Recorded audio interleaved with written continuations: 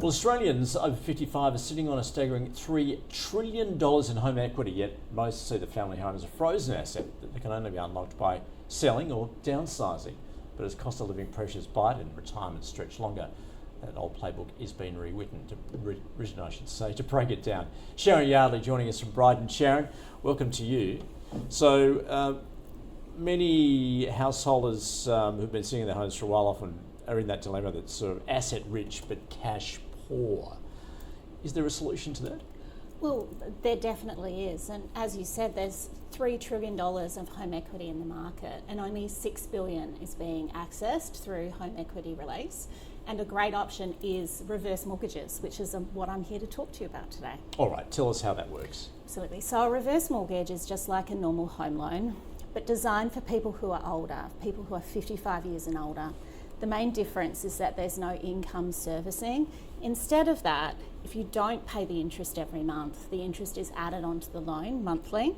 The total loan is only payable when the last person who's listed on the loan as a borrower moves into long-term care, passes away, or sells the property. How does that compare with just taking out a larger mortgage if you already had one on the property?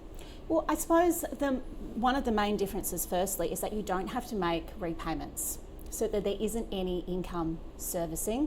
So you have a greater and improved cash flow in terms of income. So what we're seeing now is a lot of people are using it for income smoothing. You can access a reverse mortgage from 55. You can't access your super or your age pension until you're in your 60s. So you can use it to draw home equity before you can access those other pension options. And on top of that, you can use it to top up your pension, to support your super, and to use a whole of household wealth strategy rather than just looking at savings, investments, and the age pension. Do you feel as though the outlook has changed, particularly in the wake of the budget? I really do think it's changed. I mean, with the recent budget and also the changes to superannuation in the past year, the only thing that hasn't been tinkered with at all is the family home. It's most people's largest asset, and they've paid the majority of it off when they get to retirement.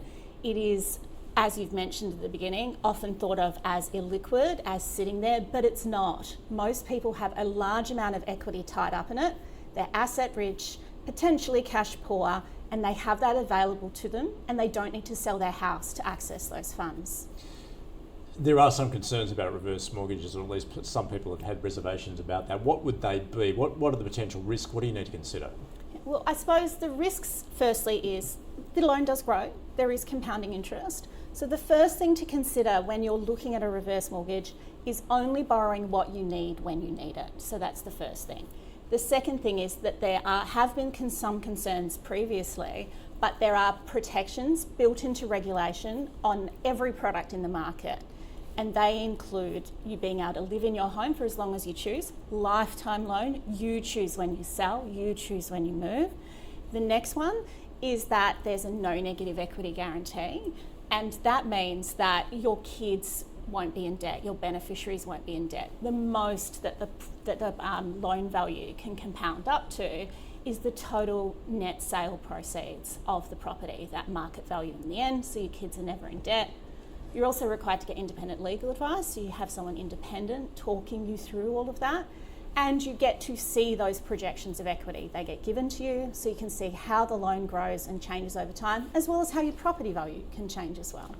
And who is eligible for it? Who is eligible? Well, the Brighten product is one of the best on market, and our brand new product, you can access it from age 55 if you own a residential property.